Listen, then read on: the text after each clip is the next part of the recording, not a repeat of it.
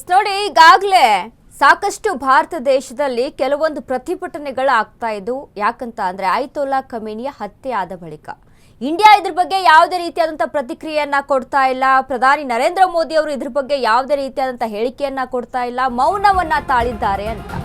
But ಇದೀಗ India ನಮ್ಮ friend Iran good news ಅನ್ನ ಕೊಟ್ಟಿದೆ. ದೇಶದಲ್ಲಿ ಇನ್ನು ಮುಂದೆ LPGಗೆ ಇಲ್ಲ ಸಂಕಷ್ಟ, ಯುದ್ಧದ ನಡುವೆಯೂ ಅಡುಗೆ ಅನಿಲಕ್ಕೆ ಇಲ್ಲ ಪ್ರಾಬ್ಲಮ್. ಭಾರತದ ಜನರಿಗೆ ಗುಡ್ ನ್ಯೂಸ್ ಕೊಟ್ಟ ಇರಾನ್. ಭಾರತದ ನೌಕೆಗೆ ಹರ್ಮುಜ್ ಜಲಸಂಧಿ ಮುಕ್ತ.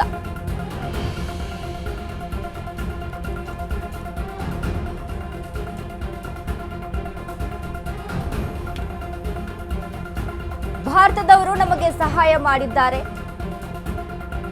ನೆರವು ಕೊಟ್ಟ ಭಾರತಕ್ಕೆ ನಾವೀಗ ನೆರವಾಗ್ತೇವೆ.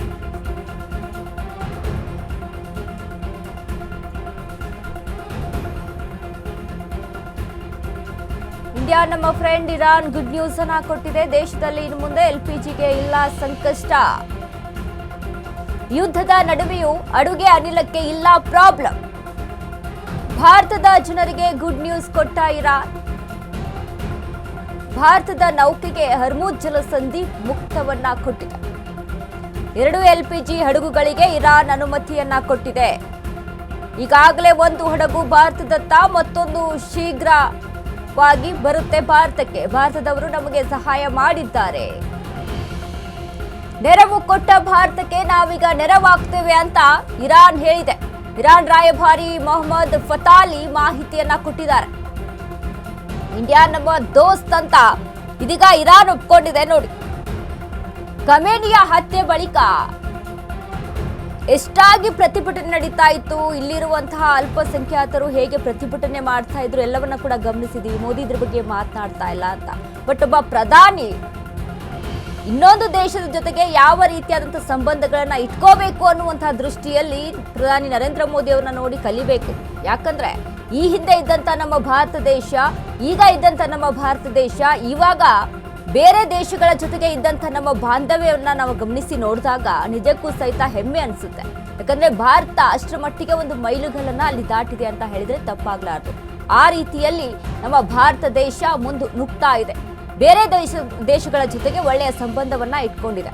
ಈ ಕಡೆ ಅಮೆರಿಕ ಬಂದ್ರೆ, ಈ ಕಡೆ ರಷ್ಯಾ ಬಂದ್ರೆ, ಇನ್ನು ಇರಾನ್ ಆಗಿರ್ಬೋದು, ಇಸ್ರೇಲ್ ಆಗಿರ್ಬೋದು, ಎಲ್ಲೂ ಸಹಿತ ನಮ್ಮ ದೇಶ ಯಾವುದೇ ಸಂಬಂಧವನ್ನ ಕೆಡಿಸ್ಕೊಂಡಿಲ್ಲ.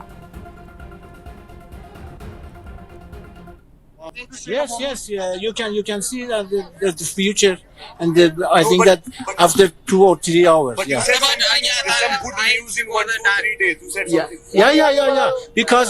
Because we believe that Iran and India are friends. So you believe some good news? No. We have common interest. We have common faith. And I, as ambassador in India, Iran in India, I said to you that government of India in this situation after the war help us and in different fields. Yes. You can see that the future, and I think that after 2 or 3 hours. But you said some good news in 1 to 3 days. You said something. Yeah. Because we believe that Iran and India are friends. So you believe some good news? No. We have common interest. We have common faith. And I, as ambassador in India, Iran in India, I said to you that government of India in this situation after the war help us and in different fields.